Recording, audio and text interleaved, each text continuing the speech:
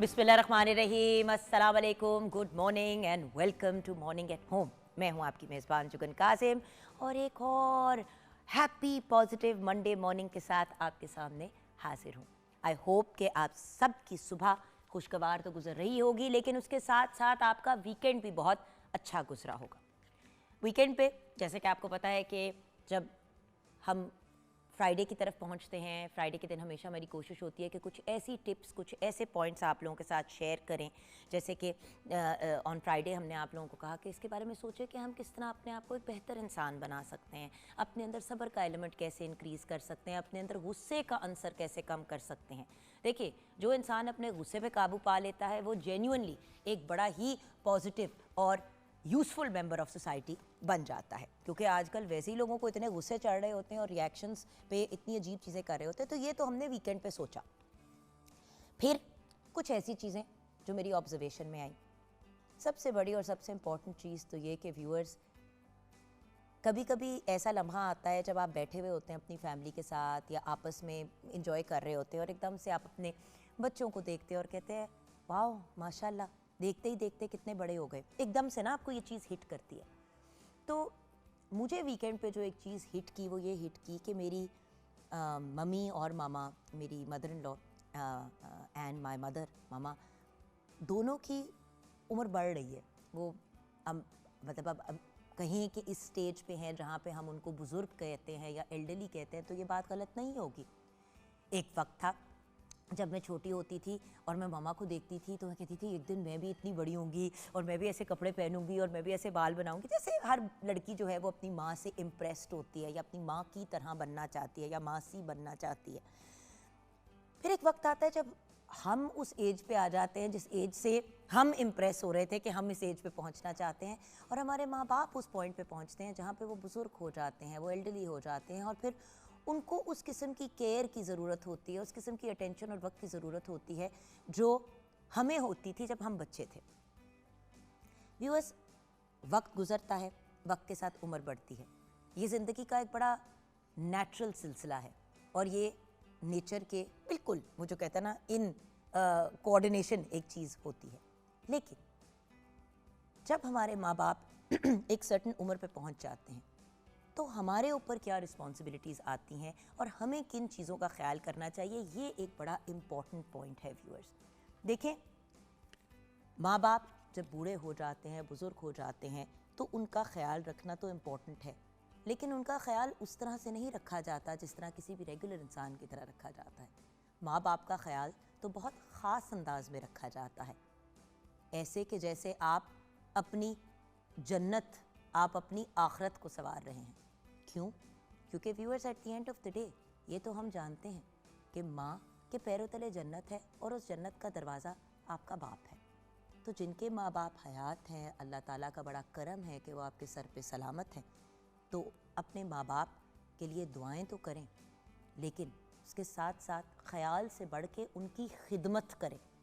देखिए, ख्याल तो सभी रख लेते हैं व्यूअर्स, ख्याल तो हम पौधों का भी रख लेते हैं, जानवरों का भी रख लेते हैं, इर्द गिर्द के लोगों का भी। वो जो कहते हैं ना, एक सरसरी सा जो कहते हैं कि ख्याल रखना, लेकिन एक्चुअली खिदमत करना, खुश नसीब तो वो हैं व्यूअर्स जिनको अपने माँ बाप की खिदमत करने का मौका मिला और अपने आखिरत को इसी दुनिया के अंदर संवारने का एक बहुत बेहतरीन ऑप्शन और अपॉर्चुनिटी मिली। व्यूअर्स, ज़िंदगी बार बार नहीं मिलती, और बचपन में जब हम छोटे होते हैं तो चलना, बोलना, जीना, एक एक चीज़ करना हमारे माँ बाप हमें सिखाते हैं, एक एक चीज़। और फिर एक वक्त आता है जब हमारे माँ बाप इस स्टेज पे आते हैं जहाँ पे वॉशरूम तक जाने के लिए उनको सपोर्ट की या हेल्प की ज़रूरत होती है। फिर कुछ केसेस में ऐसा वक्त आता है जहाँ पे माँ बाप बेड रिडन हो जाते हैं और बिस्तरे में पड़ जाते हैं, और वो ऐसी एज पे पहुँचते हैं जहाँ पे वो अपने काम खुद नहीं कर पाते। दवाई तक देनी हो तो वो आपको ही मैनेज करनी है, खाना तक अपने हाथों से आपको माँ बाप को खिलाना पड़ता है। उस स्टेज पे कोई कोताही ना हो जाए, कहीं मुंह से उफ ना निकल जाए, कोई ऐसी चीज़ ना हम कर दें जहाँ पे हम अपने रब को तो नाराज़ करें सो करें, लेकिन देखें, अल्लाह ताला की मोहब्बत, अल्लाह ताला जो प्यार हमें देते हैं उसको किस चीज़ से हमेशा कंपेयर किया जाता है? माँ के प्यार से, कि 70 माँओं से ज़्यादा हमारा रब हमें प्यार करता है, राइट? ये बात हम हमेशा बचपन से सुनते आ रहे हैं। तो यानी कि इस दुनिया में सबसे ज़्यादा प्यार करने वाली ज़ात कौन सी है, या कौन सी दो ज़ातें हैं? माँ और बाप, जो आपको बेलौस प्यार देते हैं, जो खुद भूखे सोते हैं लेकिन आपका पेट भर के आपको सुलाते हैं। आप बीमार हैं तो सारी सारी रात जागते हैं।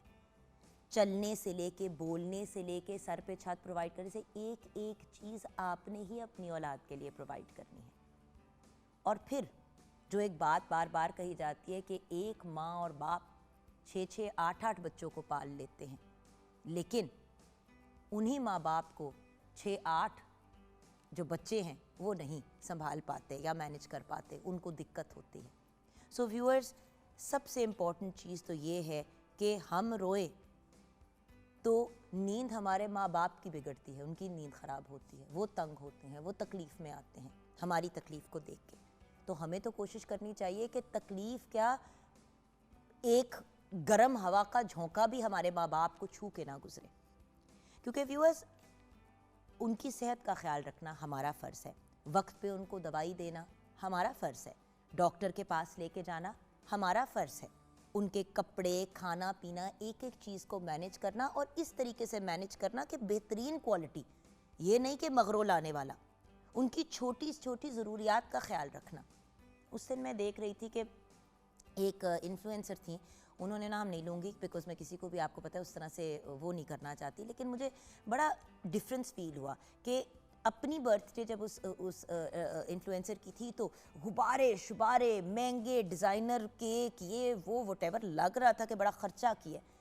लेकिन उन्होंने जब अपनी अम्मी की बर्थडे सेलिब्रेट की तो केक तक जो आया वो लग रहा था कि जैसे बिल्कुल ही, मतलब वो जो कहते हैं ना कि कहीं आसपास जहाँ बेकरी से आके बस उठा के कर दिया, और बिल्कुल वो जो, मतलब जो फ़र्क मुझे महसूस हुआ कि अपनी सालगिरह पे इतनी तैयारी, इतनी मतलब वो जो कहते हैं ना कपड़े ग्लैमरस, गुब्बारे शुबारे, वो आपको पता है ना वो डेकोर सारा करके आजकल बर्थडेज लोग करते हैं, अपनी केक्स बने हुए, केक बना हुआ है और बड़ा मतलब महंगा, वो लग रहा था कि 30-35 हज़ार से कम का तो वो केक नहीं होगा जो उस लड़की ने काटा, इतना बड़ा सा। फिर जब उसकी अम्मी की बर्थडे आई तो अम्मी की बर्थडे पे इतनी सी एक कोई केकी सी टाइप चीज़, और बिल्कुल ये जो है ना कि गुब्बारे तक नहीं, तो मुझे वैसे ही ये महसूस हुआ कि भाई अगर अपनी सालगिरह इतने ग्लैमरस अंदाज में सेलिब्रेट की तो अम्मी की बर्थडे तो, मतलब अम्मी ना होती तो आप कैसे होते। So it was just one of those things कि मुझे महसूस हुआ कि फ़र्क नहीं करना। हम तो कहते हैं कि बच्चों के बीच में फ़र्क नहीं करना चाहिए, तो ये तो पेरेंट्स है, माँ और बाप है, इनसे बढ़ के कौन है। और फिर ये जो ओल्ड होम्स का कॉन्सेप्ट व्यूअर्स इतना ज़्यादा आ गया है, मेरा तो, मुझे बहुत ज़्यादा ये चीज़ मायूब भी लगती है, अपसेट भी करती है, लेकिन एट द सेम टाइम क्या करें, कुछ ऐसे लोग हैं इस दुनिया में जिनके बच्चे जो हैं वो बाहर शिफ्ट हो गए, या जो उन्होंने माँ बाप से नाराज़गी हो गई या गिले शिकवों की वजह से माँ बाप के साथ कांटेक्ट छोड़ दिया, और माँ बाप जो हैं वो लिटरली, वो जो कहते हैं ना कि बच्चे रुलने नहीं चाहिए, लेकिन माँ बाप उनके लिटरली रुल रहे हैं और उनके पास रहने के ठिकाने नहीं है। ऐसे भी लोग हैं जो लिटरली फुटपाथ पे आ गए क्योंकि बच्चों ने जब वो एक सर्टन एज पे पहुंचे तो उनसे सारा कुछ ले लिया और उनको बाकायदा घरों से बाहर निकाल दिया। सो ऐसी सिचुएशंस भी देखते हैं। लेकिन व्यूअर्स, जब हम बात करते हैं पाकिस्तानी होने की और पाकिस्तानियत की, तो to be very honest, Pakistan तो वो मुल्क है जहाँ पे अगर ज़लज़ला आता है तो अमेरिका में बैठा हुआ एक्सपर्ट या ऑस्ट्रेलिया में बैठा हुआ एक्सपर्ट या कनाडा में बैठा हुआ एक्सपर्ट जो है उसको इतनी तकलीफ़ होती है कि वो सबसे पहले जो है वो पैसे जो है वो भेजता है पाकिस्तान, रिमिट करता है पाकिस्तान के, यार हमारे मुल्क के जो लोग हैं वो तकलीफ़ में हैं, हमें उनके लिए कुछ करना चाहिए। तो जो कौम अपने मुल्क के जनरल अवाम लोगों के लिए इतना एफर्ट करती है, उस मुल्क में ओल्ड होम्स का होना और लोगों के माँ बाप के पास ठिकाना ना होना, या लोगों के माँ बाप के इलाज के लिए पैसे ना होना, या लोगों के माँ बाप का रुल जाना समझ नहीं आती। देखें व्यूअर्स, माँ और बाप तो वो छत हैं जो आपको कॉन्स्टेंटली सेफ रखते हैं, आपको कंफर्ट देते हैं, आपकी एक एक चीज़ को आप तक पहुँचाते हैं। मुझे पता है कि एक स्टेज आता है जहाँ पे हम सारे जो हैं थोड़े से बागी हो जाते हैं, इन द सेंस के 20s teens, end of your teens में 20s के अंदर इंसान काम कर रहा होता है, 100 और चीज़ें कर रहा होता है, अपना करियर बना रहा होता है, इंसान मसरूफ़ हो जाता है। फिर उसी स्टेज के दौरान शादियाँ, बच्चे, ये सारे मामलात होते हैं। लेकिन कोई स्टेज तो ऐसा होना चाहिए ना जहाँ पे हमें याद रहना चाहिए कि हमारे माँ बाप भी हैं। और याद रखें, जब अपने भी बच्चे होते हैं तो किसके पास जाके बच्चे छोड़ के आते हैं, किसकी तरफ मुड़ते हैं मशवरों के लिए और एडवाइस के लिए? जब बच्ची एक लड़की का बच्चा पैदा होता है तो वो अपनी माँ के घर जाती है, 40-45 दिन 2 महीने वो अपनी माँ के घर रह के आती है, यानी कि उस स्टेज पे भी माँ खिदमत कर रही होती है जब एक औरत खुद माँ बन रही होती है। सो हम कैसे फिर उस माँ को भुला सकते हैं उस लम्हे पे जब उनको हमारी ज़रूरत है। देखिए व्यूअर्स, ये नेचर का एक बड़ा ये एक नेचर का साइकिल है कि आप बिल्कुल एक नौज़ायदा बच्चे के फॉर्म में इस दुनिया में आते हैं और जब आप इस दुनिया से जाते हैं तो ऑलमोस्ट लाइक अ नौज़ायदा बच्चा आप हो जाते हैं, बिल्कुल बच्चों वाली आपकी आदत हो जाती है। उस स्टेज पे तो आपने उफ नहीं करनी, उस स्टेज पे आपने माँ बाप को तकलीफ नहीं पहुंचानी, उस स्टेज पे तो आपने माँ बाप के लिए वो जो कहते हैं ना, you have to be there for your parents. और बीइंग देयर का मतलब सिर्फ ये नहीं है कि छत दे दी, खाना दे दिया, दवाइयाँ दे दी और कोई नर्स वर्स रख दी घर में और कहा कभी, या कोई मासी रख ली जो आके घर पे अम्मी जी को संभाल लें या अब्बा जी को संभाल लें। ये नहीं है। उनको वक्त देना है, उनको लाड देना है। जिस तरह आपके ऊपर शफकत का हाथ रखा जाता था, उसी तरह मोहब्बत प्यार से अपने माँ बाप को गले लगाना है, उनका माथा चूमना है, उनके हाथ चूमने हैं, उनके पैर चूमने हैं, उनके लिए दुआएं करनी है कि या अल्लाह ताला मेरे माँ बाप को लंबी सेहत वाली ज़िंदगी अता कर, को मेरे सर पे सलामत रख। यूँ सच्ची बात बताऊँ, इस दुनिया में वो वाहिद ज़ात जो आप कुछ भी कर लें हमेशा आपके लिए दुआ करती है, वो दो पर्सनैलिटीज़, माँ और बाप। कुछ भी कर लो, at the end of the day माँ बाप हमेशा आपको दुआएं देते हैं और आपके लिए हमेशा अच्छा ही सोचते हैं। तो हमें भी कोशिश करनी चाहिए कि अपने पेरेंट्स के लिए उस वक्त नहीं, जब वो बिल्कुल उस स्टेज पे पहुंच जाएं, जब बिल्कुल इस दुनिया से जाने वाले हों, इस स्टेज पे भी, हर स्टेज पे अपने पेरेंट्स का ख्याल रखना और उनकी रिगार्ड करना, और स्पेशली बुढ़ापे में उनको एक सेकंड के लिए भी ये ना फील कराना कि वो किसी भी किस्म का बोझ है या उनकी वजह से कोई तकलीफ़ या कोई इशू हो रहा है, बल्कि उनकी खिदमत करने से सुकून मिल रहा है, ये चीज़ पोर्ट्रे करनी चाहिए। क्योंकि बड़ी दफ़ा माँ बाप, अल्लाह माफ़ी दे, ये दुआ करना शुरू करते हैं कि अल्लाह ताला मुझे प्लीज़ उठा लो, मैं अपने बच्चों पे बोझ बन रहा हूँ। और उनको फ़ील ये तभी होता है जब बच्चे किसी ना किसी तरीके से उनको ये महसूस कराते हैं कि वो किसी किस्म का बोझ है। सो व्यूअर्स, इज़्ज़त से, मोहब्बत से, प्यार से, वक़ार से, रिगार्ड के साथ अपने पेरेंट्स के साथ डील करना है जब वो यंग और हेल्दी भी हैं, और इवन जब वो अपने बुढ़ापे की तरफ जाते हैं। शेफ़ तैयबा हमारे साथ हैं, a very loving and positive personality. अस्सलाम वालेकुम। वालेकुम सलाम, कैसे हैं जुगन आप? बिल्कुल ठीक मेरी जान। टॉपिक कुछ आज ऐसा है कि हम लोग एक्चुअली हमेशा ना पेरेंट्स की बात करते हैं कि बुढ़ापे में मेरा पॉइंट ये है कि पेरेंट्स के साथ जिस सेकंड आप कॉन्शियस हो जाएं, जैसे मैं कॉन्शियस हुई कि माँ और बाप की वैल्यू क्या है जब हमज़ा पैदा हुआ, जब रातों को जाग जाग के उसका ख्याल रखना और उसकी चीज़ें करना, तब एहसास हुआ कि यार ये तो पेरेंट होना तो बहुत मुश्किल चीज़ है। बिल्कुल ऐसे। और इवन जुगन, हम जब बच्चों को देख रहे होते हैं, हम कहते हैं ये छोटे हैं तो बड़े हो जाएंगे तो सुकून हो जाएगा, तो वो चीज़ तो मैं समझती हूँ ऑपोजिट हो जाती है। और आपने बड़ी खूबसूरत बात की कि माँ बाप जो है वो 8 बच्चे पाल लेते हैं, लेकिन जब उन्हीं 8 बच्चों को माँ बाप को रखना पड़ जाए या उनको संभालना या उनकी इवन बात सुननी पड़ जाए तो उनको बड़ा इरिटेटिंग लग रहा होता है। तो मैं यही कहना चाहूँगी कि अपने पेरेंट्स का जितनी हो सकती है उनकी खिदमत करें। और बाकी वही वाली बात है ना कि व्यूअर्स देखें, ये कहने वाली बात सिर्फ नहीं है, इस चीज़ को अपनी ज़िंदगी में अप्लाई भी हमने करना है। द फैक्ट इज़ हम लोग उसी तरह जिस तरह हम सोचते हैं कि यार नेकियां ना हम आगे जाके करेंगे जब ज़िंदगी का टेल एंड आ रहा होगा, मतलब जितना मर्जी जो मर्जी पार्टी पुटी करनी है, ये वो करनी है, कर ली, अच्छा जी चलो। अब मैंने बड़े लोगों को देखा है कि वो अपनी 55-60 की एज के बाद नमाज भी फिर प्रॉपर बाकायदगी सी पढ़, जबकि नमाज तो फ़र्ज़ तब से है जब से आप मतलब कॉन्शियस हो जाए। छोटी सी उम्र पे बच्चे, जब माँ नमाज पढ़ रही होती है तो बच्चों को भी साथ लगा लेते हैं कि बच्चे, इनको आदत पड़ जाए कि जब इन पे फ़र्ज़ हो तो तब इनकी रूटीन का हिस्सा बन जाए। तो बहुत से ऐसे लोग हैं जो एंड का वेट कर रहे थे कि यार जब हम अपनी बुजुर्गी की तरफ तो तब हम नमाजें भी कज़ा पढ़ लेंगे। ऐसे नहीं होता व्यूअर्स। तो माँ बाप की भी खिदमत आपने टेल एंड पे नहीं करनी। कितना प्यारा लगता है कि जब बच्चा पहली दफ़ा कोई रोज़ी रोटी कमाता है, कोई चीज़ करता है और वो पैसे जो हैं उसमें से जाके अपनी तनख्वाह पहले अपनी जाके अपनी माँ के हाथ में रखते हैं या बाप के हाथ में रखते हैं। इसलिए नहीं क्योंकि उनको ये कर, इसलिए नहीं क्योंकि कोई ज़बरदस्ती है या वॉटेवर, बट एक जेस्चर है, एक पॉजिटिविटी है। मुझे पता है लोग ये कहते हैं कि भाई माँ बाप को पालना कोई बच्चों की जिम्मेदारी नहीं होती। ये वेस्टर्न कॉन्सेप्ट है व्यूअर्स, हमारे ईस्ट का ये कॉन्सेप्ट नहीं है। हम लोग ये बिलीव करते हैं कि हम अपने बच्चों का ख्याल रखें। हम अपने बच्चों को 15-16 साल की उम्र पे घरों से बाहर नहीं निकाल देते कि जाओ अब अपना इंडिपेंडेंट रहो। तो जब हम वो चीज़ें नहीं फॉलो करते तो फिर इस चीज़ को क्यों फॉलो करें। सो पेरेंट्स आपकी जन्नत हैं। इस दुनिया में जितनी खिदमत कर सकते हैं उनकी करें, ताकि आपकी ज़िंदगी और आखिरत दोनों संवर जाए। और एक सबसे बड़ी इंपॉर्टेंट बात व्यूअर्स, जो लोग अपने माँ बाप की खिदमत करते हैं, अपने माँ बाप की केयर करते हैं, अपने माँ बाप के साथ सही तरीके से चलते हैं, उनके बच्चे भी उनके साथ यही करते हैं। लेकिन जब आप अपने माँ बाप को तकलीफ़ देते हैं, उनको तंग करते हैं, उनको टॉर्चर करते हैं, तो वही चीज़ मुकाफ़ात, दुनिया मुकाफ़ात अमल है व्यूअर्स, घूम घुमा के बात वहीं पे आके खड़ी हो जाती है। मैंने ये अपनी लाइफ में बार बार देखा है, जितनी भी मैंने अभी ज़िंदगी जी है, तो मैंने बार बार ये चीज़ देखी है कि जैसा आप करते हैं वैसा ही आपके मुंह पे आता है। तो अच्छा करें, और अगर जो गलतियां कर ली हैं उनकी तौबा करें और आगे बढ़ें, और फिर उनको रिपीट ना करें। आइए ब्रेक की तरफ जाने से पहले ट्रिब्यूट पेश करना है पाकिस्तान के एक बहुत ही नामवर, एक बहुत ही ब्रिलियंट राइटर और नॉवलिस्ट को। इंतज़ार हुसैन साहब 21 दिसंबर 1925 को पैदा हुए। आप बहुत से न्यूज़पेपर्स और मैगज़ीन्स के लिए काम करते थे, उनके लिए लिखते थे। आपके फेमस नॉवेल्स में दिन और दास्तान, आगे समंदर है, बस्ती जैसे बेशुमार नॉवेल्स शामिल है। गवर्नमेंट की जानिब से आपको प्राइड ऑफ परफॉर्मेंस से भी नवाजा गया और सितारा इम्तियाज़ से भी नवाजा गया। आपकी डेथ 2 जनवरी आज के दिन 2016 में हुई। आपको ट्रिब्यूट पेश करते हुए हम ब्रेक की तरफ जाएंगे। ब्रेक के बाद जब वापस आएंगे तो शेफ़ तैयबा के किचन में मुलाकात होगी। आप हमारे साथ रहिएगा।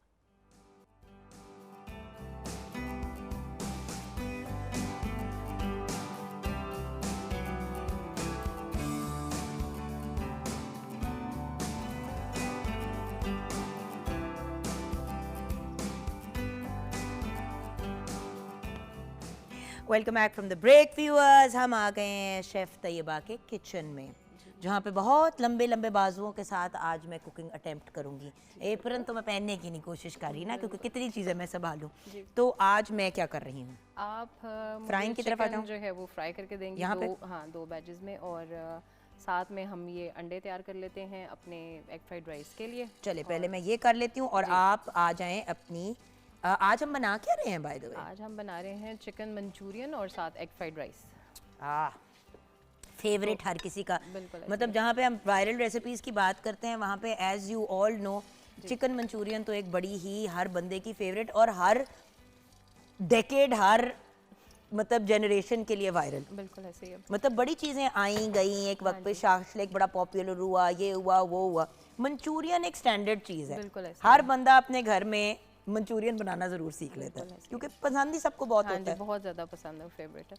तो व्यूअर्स इसके इंग्रेडिएंट्स मैं आपको बता देती हूँ। एग फ्राइड राइस के लिए पहले हमें उबले हुए चावल चाहिए 1 किलो, और अंडे 6 अदद हैं, नमक हस्बे जायका है, गाजर 3 अदद है, हरी प्याज जो है वो 1 कप हम इस्तेमाल कर रहे हैं, चिकन पाउडर 2 खाने के चम्मच है, सफ़ेद मिर्च पाउडर 1 खाने का चम्मच है, सोया सॉस 4 खाने के चम्मच है। तो एग फ्राइड राइस के लिए हम क्या करेंगे, राइस हमने फुली डन करने हैं, और कोशिश करें कि आप पहले से इनको बॉयल करके रखें ताकि ये ठंडे हो जाएं और इनमें जो है वो स्टार्च ना हो।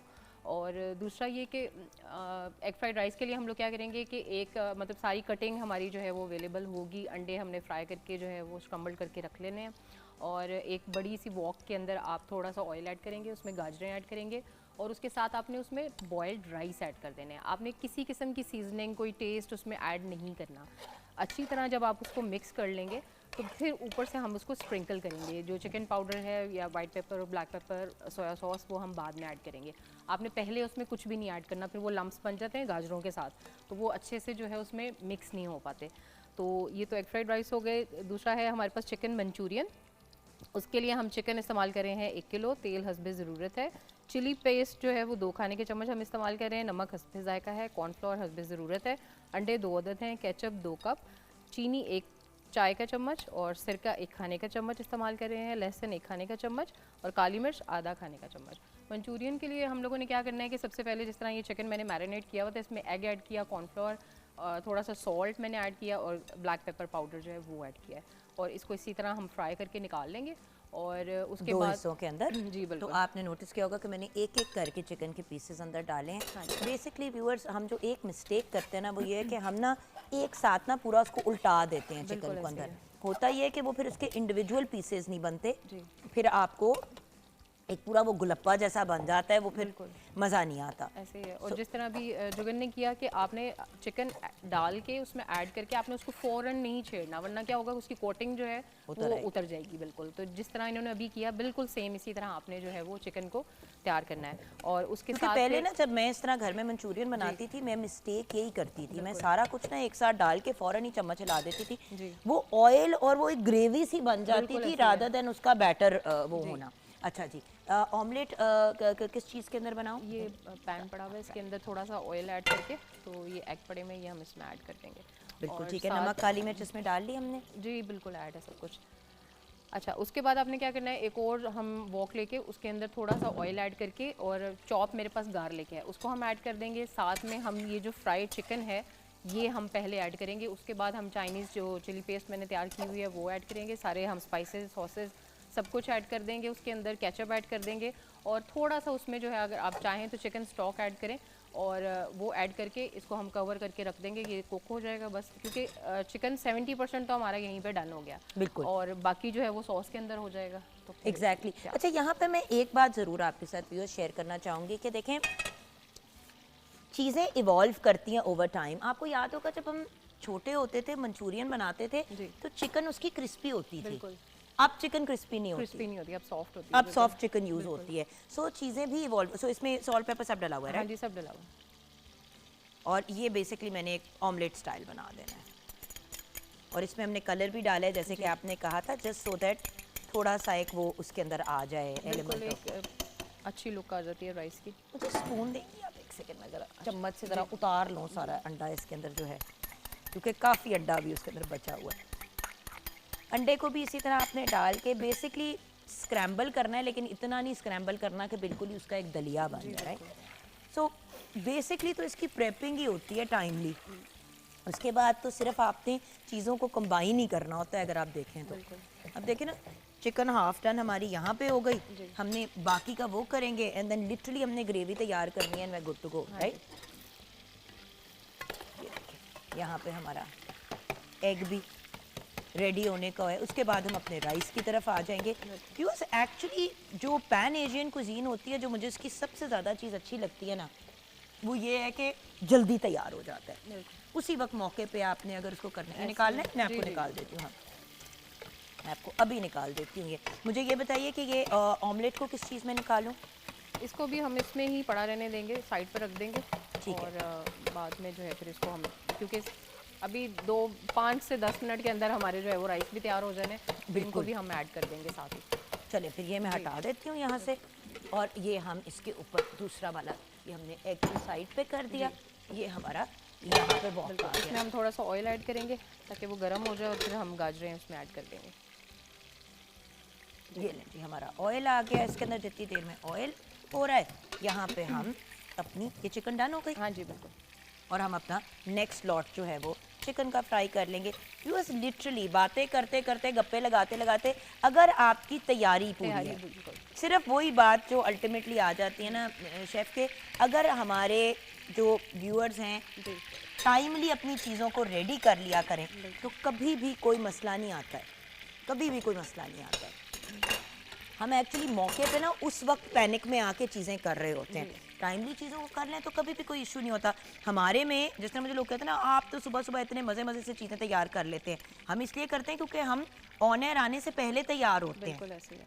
मतलब 10-15 मिनट की प्रेप होती है ऑन एयर आने से पहले, लेकिन एटलीस्ट आप टाइमली अगर चीज़ों को कर लेते हैं तो फिर आपको कभी कोई मसला ही नहीं होता। अब जैसे ही आके मैंने राइस भी बॉईल करके रख दिए, क्योंकि मुझे पता था कि वो ठंडे होने में टाइम लेंगे और साथ जो है वो कटिंग भी सारी हो गई, सब चीज़ें आपके अच्छा, सामने आई हो हैव गई। टू टेल यू कि मुझे तो हमेशा, क्योंकि ऑब्वियसली जब आपने ज़्यादा लोगों के लिए बनाना होता है तो एक दिन पुराने चावल तो नहीं होते ना पड़े हुए, क्योंकि कोई भी इंसान इस तरह से तो चावल नहीं बनाता कि नेक्स्ट डे हम फिर उन्हीं को यूज़ करेंगे, लेकिन एक दिन पुराने चावलों में ही ज़्यादा मज़े के बनते हैं। वो तो ज़बरदस्त हो जाता है फिर तो मेरे ख्याल से अगर आपको पता है कि आपने नेक्स्ट डे बनाने हैं, जैसे कि अगर आपने सोचा है कि भाई कल मैं बच्चों के लिए चाइनीज़ बनाऊंगी, चावल एक रात पहले बना के रख लें, ऐसे ही है। उल्टा आपका टाइम भी सेव हो जाता है शेफ तैयबा। जी, और आप सॉसेस जो हैं वो भी रेडी कर लें। जैसे ये चिली पेस्ट मैंने कल तैयार की, क्योंकि घर के लिए भी मैंने रेडी करनी थी। मैंने कहा चले मैं इसको भी बना के रख लेती हूँ। बाहर से जो है वो परचेज करने में आपको पता है, घर में आप इजीली चीज़ें जो है वो बना सकते हैं, कोई ऐसा मसला नहीं है। इजी बन जाती है इसकी चिली पेस्ट। तो मुझे पहले लगता था पता नहीं कितना अजाब है, but it's actually one of the easiest things to make. और बिला वजह हम बाहर से जो लेते हैं उसका तो वैसे ही वो फ्लेवर नहीं आता शेफ। अच्छा आप इधर आ जाएं, बेशक आपका oil I think heat up हो गया। यहाँ पे मैं अपनी चिकन को थोड़ा सा जगह बनाती हूँ बाकी के पीसेस डालने के लिए। मेरा पॉइंट ये होता है कि व्यूअर्स आपसे बातें करते करते ही ना हम अपने काम जो हैं वो मुकम्मल कर लिया करें। अब इसके अंदर हम तेल ज़्यादा डाल गया। हाँ जी, ज़्यादा मुझे लगा के हाँ निकाल लेते हैं हम। शायद मैंने ज़्यादा डाल दिया उसमें। ये भी है ना, टू मच ऑयल का भी फ्लेवर आपको पता है व्यूअर्स फिर अच्छा नहीं आता है। जी बिल्कुल। वो एक तो फ्लेवर भी, उसके अलावा बिला वजह की कैलोरीज क्या, एटलीस्ट पैन एशियन कुजीन का ये होता है कि आपको इतनी ज़्यादा उसके अंदर ऑयल की ज़रूरत भी नहीं होती। So why overdo it, right? क्योंकि जान हमने जो है वो एग पहले ही ऑयल के अंदर जो है वो स्क्रम्बल कर लिए हैं। चिकन भी हम फ्राई कर रहे हैं ऑयल के अंदर, तो ऐसा इसमें इतना ज़रूरत नहीं, इसलिए मैंने एक्स्ट्रा रिमूव कर दिया। अब यहाँ पे मैं इसमें गाजरें डाल दूँ या इसमें भी अदरक लहसुन कुछ? नहीं, गाजरें ऐड करेंगे हम बस पहले। गार्लिक जिंजर नहीं डालना इसमें? नहीं, इसमें ये हम सॉस में डालेंगे।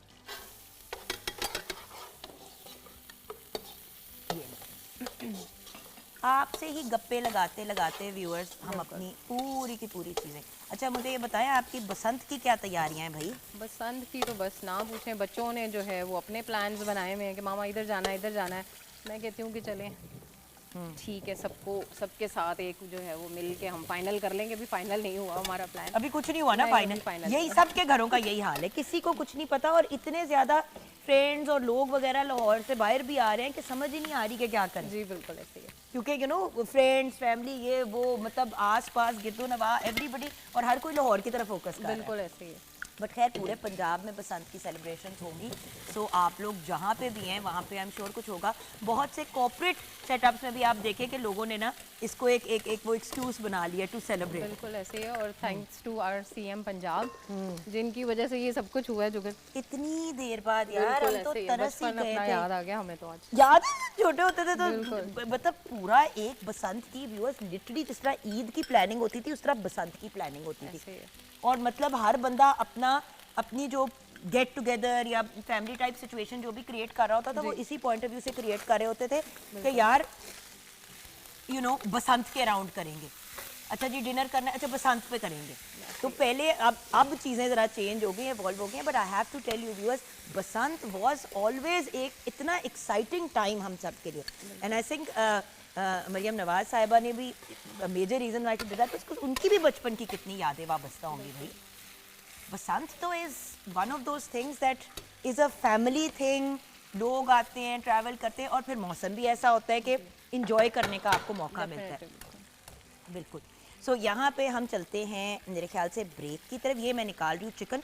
और बाय द वे व्यूअर्स, अब ये चिकन निकालने के बाद हम लिटरली इसी पैन में से ऑयल निकाल के इसी के अंदर आप बेशक ग्रेवी तैयार कर दें, बिकॉज मतलब ऑलरेडी उसके अंदर लगा हुआ होता है सारा कुछ पैन के अंदर, तो उसके भी थोड़े सा फ्लेवर आ जाएगा अंदर। बट वही चीज़ है ना कि viewers these are quick things that you can do. मैं ज़रा कोई अगर मुझे पैन कोई और मिल जाए मैं उसमें ऑयल निकाल लूँगी। जी ये हो गया, इतना सा ऑयल काफ़ी है जी, काफ़ी। अच्छा जी, अब इसमें हम क्या डालेंगे? इसके अंदर हम ऐड करेंगे पहले गार्लिक चॉप किया हुआ, हमारे पास सारा है जी। और राइस के लिए हम ये करते हैं कि इसमें हरा प्याज ऐड करके तो बस इसको हम थोड़ी देर के लिए कवर कर देते हैं। मैं सिर्फ आपको ये व्यूअर्स दिखाना चाहती हूँ कि लिटरली इन मिनट्स आपकी चीज़ें तैयार हो जाती है। ये आपका हो गया, इसमें एग भी डाल दें? हाँ जी, एग डाल दें। ये आपका जो हमने एग तैयार किया, इसको थोड़ा सा मैं कट कर रही हूँ जस्ट सो दैट ये ले ये देखें, ये हमने एग इसमें डाल दिया। अभी ऑब्वियसली इसमें मिक्स होके भी टूटेगा, तो हमारे बस ये होता है कि बहुत छोटे छोटे पीसेस ना हो। अच्छा, अब ये गार्लिक जी के अंदर अब नेक्स्ट क्या जाएगा? थोड़ा सा बस अब ये कुक हो रहा है। एक इसके अंदर हम चिकन ऐड करेंगे। इसी के अंदर ही? जी बिल्कुल। अच्छा, पहले इसका मसाज तैयार नहीं, करेंगे? वो हम उसके साथ सारी चीज़ें करेंगे ना, तो फिर ये होगा कि जब चिकन के साथ वो कुक होगा तो चिकन की जो है ना वो चिकन जूसी रहेगा। और इसको थोड़ा सा आहिस्ता कर देते हैं। चले, यहाँ पे हम चलते हैं ब्रेक की तरफ। व्यूअर्स, आप हमारे साथ रहिएगा। एग फ्राइड राइस तैयार है, चिकन हमने उसमें डाल दिया है, लिटरली सॉस की बाकी की चीज़ें अंदर डालेंगे एंड आपका खाना तैयार है। बातें करते करते, आपसे गप्पे लगाते लगाते, बिल्कुल ऐसे we are good to go. चले व्यूअर्स, ब्रेक के बाद वापस आएंगे, आप हमारे साथ रहिएगा।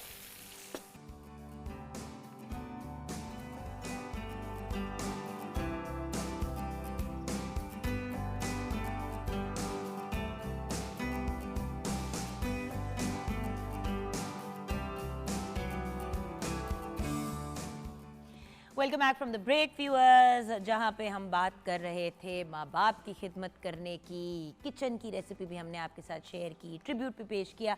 अब आ जाते हैं थोड़ा सा हेल्थ, फिटनेस और एक वो जो कहते हैं ना एक अच्छी खुशगवार ज़िंदगी गुजारने के फॉर्मूला की तरफ। देखिए व्यूअर्स, हम ज़िंदगी में टेक्निकल जितनी भी चीज़ें हैंडल कर लें, अगर आपका साथ आपकी सेहत नहीं दे रही, सेहत से मुराद सिर्फ ये नहीं होता कि आपके सारे ऑर्गन सही तरीके से फंक्शन कर रहे हैं।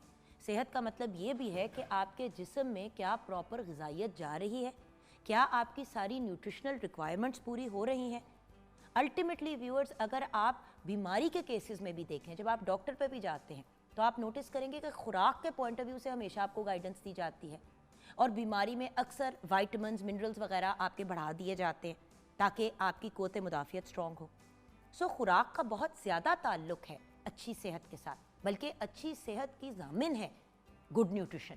सो आज ज़ैनब गोंदल से हम बात करेंगे एक ऐसी चीज़ की जिसको सुपर फूड भी कहा जाता है, जो पाकिस्तान में तो सुहांजना के नाम से बहुत ईजिली अवेलेबल होता है, लेकिन वेस्ट में भी अब इसका बहुत ज़्यादा ट्रेंड आ गया है, जिसका नाम है मोरिंगा। तो हमें ज्वाइन किया है ज़ैनब गोंदल ने, न्यूट्रिशनिस्ट, डाइटिशियन और फूड टेक्नोलॉजिस्ट। अस्सलाम वालेकुम ज़ैनब। वालेकुम अस्सलाम। कैसी हो? अल्हम्दुलिल्लाह, बिल्कुल ठीक। अच्छा ज़ैनब, आज हम बात कर रहे हैं एक सुपर फूड की। यस। कुछ होते हैं फूड, कुछ होते हैं हर्ब्स, कुछ होते हैं मतलब वेरियस चीज़ों के वेरियस नाम होते हैं, लेकिन कुछ चीज़ें होती हैं जिनको अब सुपर फूड की कैटेगरी में डाल दिया गया। बिल्कुल। जैसे खजूर को भी सुपर फूड कहा जाता बिल्कुल। है, मोरिंगा को सुपर फूड कहा जाता है। यस। और कौन सी ऐसी चीज़ें हैं जिनको सुपर फूड, जैतून को सुपर फूड कहा जैतून को कहा जाता है, हल्दी को हम सुपर फूड कहते हैं। इसके अलावा हमारा जो लहसुन है उसको हम सुपर फूड्स में जाता है, डाल जिंजर, देते हैं। अदरक को भी। हाँ, बिल्कुल। इसके अलावा हनी को भी बहुत हद तक उसकी चंद टाइप्स जो हैं उनको हम सुपर फूड्स में ऐड ऑन करते हैं। अच्छा, अब किसी को भी सुपर फूड क्यों बुलाते हैं? उसको सुपर फूड बुलाने के रीजंस जो होते हैं वो ये होते हैं कि वो आपकी बॉडी को कितना न्यूट्रिशन दे रहा है, कितने वो आपको बेनिफिट्स जाके दे रहा है। अब अगर हम बात करें फ्रूट्स वेजिटेबल में, तो उनके ना एक नंबर्स डेजिग्नेटेड होते हैं कि ये जाके आपकी बॉडी में कितना हिट करता है एक चीज़ को, जिसकी हम मिसाल ये दे देते हैं कि आप एक स्पाइस लेवल अगर चेक करते हो कि इसमें कितना तीखा है, तो वो एक स्पाइस लेवल ऊपर जाएगा। अब अगर हम सेब, केले की बात करें तो वो हमारी बॉडी में फॉर एग्जांपल 25-30 तक वो नंबर हिट कर रहा है। लेकिन जब सुपर फूड की हम बात कर रहे हैं, मोरिंगा की अगर मैं बात करूं तो ये 3-4,000 में जाता है। जहां सेब को मैं 20 में कह रही हूँ, मोरिंगा वहाँ 3500 में जा रहा है। लहसुन जो है वो तकरीबन 1000-1500 के दरमियान हिट करता है आपको जाके। तो ये जो बेनिफिट्स आपको सुपर फूड्स दे रहे होते हैं ना, इनके लिए ज़रूरी है कि हम इनको पहले पहचानें, फिर इनको हम ये देखें कि हम इनकी सोर्स क्या ले रहे हैं और क्या हम इनको ठीक इस्तेमाल कर रहे हैं या नहीं कर रहे। क्योंकि देखिए व्यूअर्स, हर चीज़ की ना अपनी, जैसे कि हम कहते हैं कि कुछ जिस तरह कार्टून्स में बात करते हैं कि रेगुलर इंसान होते हैं और फिर कुछ सुपर हीरोज़ होते हैं, तो खाने के सुपर हीरोज़ जो हैं उनमें से एक मोरिंगा है। बिल्कुल। अच्छा, सुहांजना बेसिकली ये चीज़ क्या है?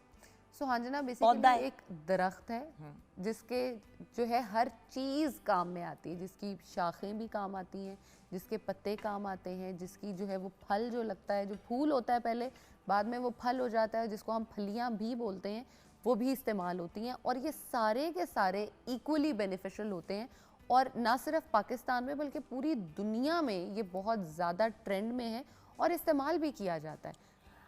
अब एक चीज़ है, सुहांजने की अगर बात करें या मोरिंगा की, जैसे कि मैं भी, जैसे कि मैंने ब्रांड शुरू किया ऑर्गेनिक खाने पीने की, उस ब्रांड में अब हम लोग मोरिंगा को भी इंट्रोड्यूस कराने लगे हैं।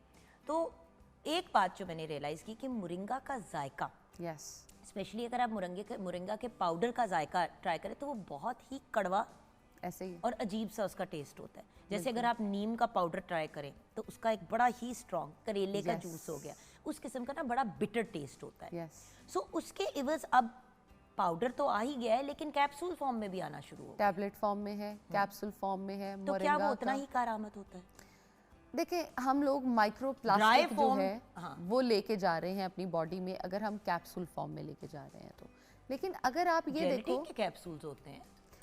लेकिन उसकी क्वालिटी पे भी तो डिपेंड करता है ना कि क्या ब्रांड वो वाकई यूज़ कर रहा है या नहीं। अब हर ब्रांड एक अच्छी चीज़ को यूज़ नहीं कर रहा होता, ठीक है। तो हम उनको, अब आपने अच्छी की है तो आपको लगता है कि सभी अच्छी कर रहे नहीं, हैं, मैं ऐसा वैसे नहीं पूछ रही है। हूँ ना, क्योंकि देखो जब मैं हिसाब लगाई थी कि देखो अगर 1 चम्मच लेना है आपने मोरिंगा पाउडर, अब वो मोरिंगा पाउडर 1 चम्मच जब आप लेते हैं तो उसके बाद कोई आधा घंटा तक आपके मुंह का टेस्ट ही नहीं सीधा होता। ऐसे ही है। उसको किसी भी चीज़ में कंबाइन करो तो कैप्सूल फॉर्म में अवेलेबल है। अच्छी ब्रांड की अगर आप कैप्सूल फॉर्म में Yes. ले लें, ये चेक करके कि जेलेटिन या मतलब जो आपका कैप्सूल है वो किस चीज़ का बना हुआ है, ये बिल्कुल। बड़ी इंपॉर्टेंट चीज़ है। क्योंकि अगर आप एक नेचुरल ऑर्गेनिक हर्बल चीज़ यूज़ कर रहे हैं और उसके अंदर फिर आप एक कमर्शियल प्रिजर्वेटिव वाली चीज़ डालते हैं तो फिर बेनिफिट्स कम हो जाते हैं। ट्रू। और वो मेडिसिन फॉर्म में भी अवेलेबल है। आप, मैं इस चीज़ पे फोकस अब करना शुरू कर दिया, खाओ ज़रूर। अच्छा, अब खाओ कैसे, ये तो हमने समझ लिया कि ये वैसे भी अवेलेबल है। अब किन को कैसे क्या वो हम अभी डिस्कस करेंगे व्यूअर्स। और कभी भी आपने कोई भी कैप्सूल या गोली या कोई चीज़ अपने मालिक से डिस्कस किए बगैर नहीं लेनी, ठीक है। एक तो ये इंपॉर्टेंट चीज़ है। अब इसको इस्तेमाल कैसे करें? अच्छा, मोरिंगा को इस्तेमाल करने के वेरियस डिफरेंट टाइप्स हैं। अब आपको क्या पसंद है आप उसके अकॉर्डिंग डिसाइड कर सकते हो। नंबर 1 तो ये कि आप अपनी स्मूदीज़ में ऐड ऑन कर सकते हो, और डे 1 पे ही पूरा टेबल स्पून आपको ऐड ऑन करने की ज़रूरत नहीं है। अगर आपने पहले कभी भी मोरिंगा एज सच यूज़ नहीं किया तो आप बिल्कुल एक चुटकी से भी मोरिंगा को स्टार्ट कर सकते हो, और आहिस्ता आहिस्ता आप उसको बढ़ा के ½ टीस्पून पे ले आओ, फिर आप 1 टीस्पून पे जाओ, और आहिस्ता आहिस्ता जब आप एक चीज़ का टेस्ट डेवलप करते हो ना तो आपको चीज़ों की समझ आनी शुरू हो जाती है कि अच्छा ये मेरे लिए बेनिफिशियल है, और आप उसका टेस्ट डेवलप कर जाते हो। स्मूदीज़ में ऐड कर सकते हैं हम उसको, ब्रेकफास्ट में दही के अंदर ऐड ऑन कर सकते हैं, अपने ओट्स में हम उनको ऐड कर सकते हैं मोरिंगा को, उसको हम ले सकते हैं। नंबर 4 हम इसको जो है ना अपने, इवन मैंने बहुत सारे लोगों को देखा है कि वो दूध में बॉईल करके मोरिंगा को इस्तेमाल कर रहे हैं, क्योंकि वो वेट लॉस के लिए भी जैसे हम कह रहे हैं वो आ रहा होता है, तो लोगों को लगता है कि कैल्शियम इन्हांस कर रहा है आपका मोरिंगा जो है, तो वो उसको दूध में भी पका पका के ले रहे हैं कि अच्छा इसके भी बेनिफिट्स हो सकते हैं। मोरिंगा को लेकिन सादा चीज़ को इस्तेमाल तो उस तरह करना चाहिए ना जिससे एक्चुअली Maximum. आपको मैक्सिमम बेनिफिट्स हों। हम अपनी जो भी थियोरी, जैसे हमने लास्ट वीक भी ये बात की थी कि आयरन Yes. की जो सिरप होता है या आयरन की जो गोली होती है वो अगर आप दूध के साथ लेते हैं तो उसकी एब्जॉर्प्शन ही नहीं होती, एग्जैक्टली, लेकिन आप उसी को विटामिन सी के साथ लेंगे तो वो अब्जॉर्ब हो जाएगा। तो तरीका भी तो एक सही होता है ना चीज़ें लेने का। ये हमें जो है ना किसी दिन मुझे लगता है डिटेल से लोगों को ना समझाना चाहिए, बताना चाहिए और लिखवाना चाहिए कि प्लीज़ किसी ऐसी जगह लिख लें कि आपको ये याद रहे कि इसको मैंने इस चीज़ के कॉम्बिनेशन में लेना है। बिल्कुल। अब मोरिंगा जो है वो आप पाउडर फॉर्म में भी ले सकते हो। पाउडर फॉर्म में तो सिंपल मुझे ये लगता है मुंह में रखो, ऊपर से पानी पी लो, और कुछ ऐसा इस्तेमाल आप बाद में खजूर खा लो फॉर एग्जांपल, उससे ये होगा कि आपकी वो बिटरनेस ख़त्म हो जाएगी। लोग इसका कावा बना के बहुत ज़्यादा इस्तेमाल करते हैं, टी बैग्स की फॉर्म में भी बहुत अवेलेबल है कि आपने पानी रखा, उसके अंदर आपने मोरिंगा डाल दिया, वो थोड़ा सा बॉयल हो गया और आपने उसके कावे को ले लिया। इसके अलावा मोरिंगा ऑयल जो है वो बड़ा अब दुनिया में फेमस हो रहा है, और गिट्टे गोटों की दर्द के लिए, Yes. जॉइंट्स वगैरह की फिजिकल पेन के लिए, एप्लीकेशन के लिए वो बड़ा यूज़ हो रहा है। आपने घुटनों पे लगाया, आपने उसको इस्तेमाल किया। उसके अलावा मोरिंगा का जो एक वो फ्रूट होता है जिसको हम फलियां भी बोलते हैं, वो लोग बहुत ज़्यादा खानों में पका के इस्तेमाल कर रहे होते हैं।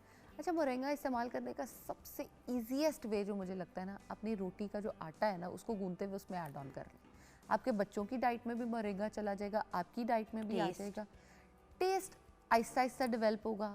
एक चुटकी से शुरू करें, आहिस्ता आहिस्ता बढ़ाते चले जाएं। डेली बेसिस पे एक तो अपने आटे में से सबसे पहले तो नमक जो है ना वो बंद करें। इतने ज़्यादा हाइपरटेंसिव पेशेंट्स मैंने देखे हैं जिनके घरों में आटे में से नमक, वो कहते हैं जी हमें टेस्ट ही नहीं आता, हमने शुरू से आटे में नमक खाया हुआ है तो हमें लगता है कि जी यही हमने खाना है। ब्लड प्रेशर नहीं कंट्रोल हो रहा होता लोगों का, लेकिन नहीं समझ आ रही। अब मोरिंगा जो है इसको हम मिरेकल ट्री भी बोलते हैं। 300 से ज़्यादा बीमारियों का ये इलाज है, हल है, आपको ठीक करता है उनके लिए। और मोरिंगा अब सिर्फ एशिया में यूज़ नहीं हो रहा, हर जगह पे यूज़ हो रहा है। मैं पहले ये हम तो बात देखते कह थे रही थी कि पूरी दुनिया में एक ऐसी चीज़, अब अगेन अलसी हो गई, यस, सुहांजना हो गया, इतनी सस्ती वाफिर मिकदार में आपको आपके मुल्क में मिलता है। ट्रू। हम क्या करते हैं कि जब तक हमें वो बोतलों में, जार्स में या कैप्सूल फॉर्म में या किसी इस तरीके से बाहर के मुल्क से एंडोर्समेंट नहीं मिलती, तब तक हम उसको कुछ मानते ही नहीं है। पाकिस्तान से बाहर जाता है, बाहर से पाकिस्तान से बाहर जाता है, वहाँ पे पैकेज होता है जी। उसके ऊपर वो अपने स्टैंप लगा के फिर उसको वहाँ पे बेचते हैं और 10 गुना ज़्यादा का बिकता है जितने का आपको पाकिस्तान में मिल जाता है एक नॉर्मल उसमें। ऐसे ही है, बिल्कुल ऐसे ही। पाकिस्तान में आप खरीदो 300 का अच्छा खासा पाउडर आ जाता है और वहाँ पे आप अच्छा महंगा ला के तो आप कहोगे मैं फ़लाँ मुल्क से ये लेकर आया हूँ। अच्छा, मलेशिया में और इंडोनेशिया में इसका इतना ज़्यादा इस्तेमाल किया जाता है और आपको पता है कि इसकी मेडिसिनल प्रॉपर्टीज़ तो मैं अभी डिस्कस करती हूँ, ये आपकी स्किन के लिए बहुत अच्छा है क्योंकि इसमें विटामिन सी है, विटामिन ए है, विटामिन के है, आपके आयरन के लेवल्स इसमें बहुत अच्छे हैं जो आपकी हड्डियों को भी मजबूत कर रहे होते हैं और आपकी स्किन को जो एक इनर रिपेयर हम कह रहे होते हैं ना, ये वो आप करते अपने हैं। किसी भी फेस मास्क में, किसी भी फेस मास्क में 1 चम्मच जो है वो मोरिंगा का पाउडर डाल दें बिल्कुल। और उसको मिक्स कर लें जब आपने फेस पे अपने लगाना है। कभी भी आप कोई फेस पैक बना रहे हैं, कोई भी चीज़ बना रहे हैं, हम इतनी ज़्यादा आपके साथ व्यूअर्स टिप्स शेयर करते हैं कि भाई आप ये कॉम्बिनेशन कर लें, वो कर लें। इवन अगर आपका कोई उपटन है जो आप अपनी बॉडी के ऊपर लगाते हैं, जो मिक्स करते हैं, आप उस पाउडर के अंदर 2-3 चम्मच मोरिंगा के भी डाल के उसको मिक्स कर दें। जब भी आपने अपनी वो उपटन या कोई स्क्रब बनानी है, आपने ऑलरेडी उसके अंदर मोरिंगा मिक्सड होगा, आपको कोई इशू नहीं होगा। ट्रू। और आपकी लगाने के लिए बहुत एक अच्छी चीज़ है ये। बिल्कुल एक अच्छी स्किन आपके लिए इंतज़ार कर रही है अगर आप उसको अच्छे से यूज़ करते हो तो। अगर आप शुगर के मरीज़ हो, आप ब्लड प्रेशर के मरीज़ हो, आपको लगता है कि मेरी डायबिटीज़ बिल्कुल भी कंट्रोल नहीं होती, प्लीज़ अपनी मेडिसिन और अपनी जो इंसुलिन है उसको आपने डॉक्टर से पूछे बगैर ना कम करना है ना बंद करना है। आप अपनी मोरिंगा का इस्तेमाल करना शुरू करें और फिर अपने डॉक्टर को बार बार चेक कराते रहें और अगर वो डोजेज कम करता है तो वेल एंड गुड, क्योंकि मोरिंगा जो है वो एक नेचुरली आपके उसको कम करने में मददगार होता है।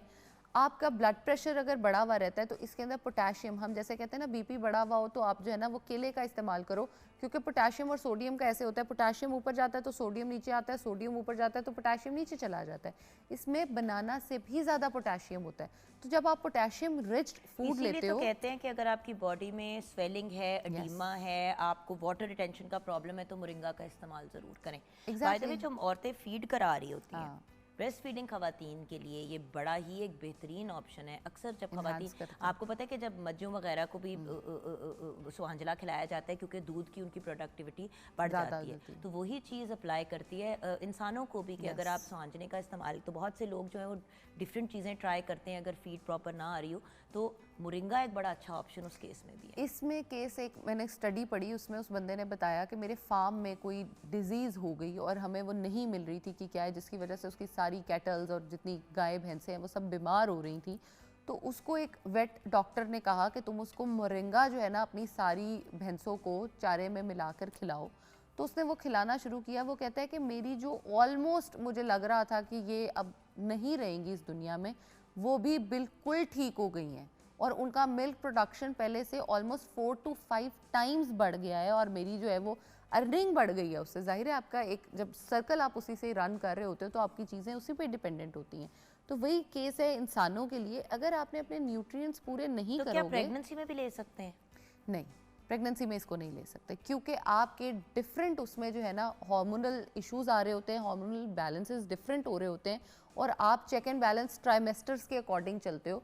तो औरतें जो है अगर आप उनको कह दो ना कि आपने मोरिंगा खाना है फॉर एग्जांपल, तो वो या तो इतना खाएंगी कि डेली खाती चली जाएंगी या बिल्कुल नहीं खाएंगी, तो उसमें भी ओवरडोज कर देती हैं। इसलिए हम बिल्कुल जो है ना वो प्रेगनेंसी में इसको बंद कर देते हैं।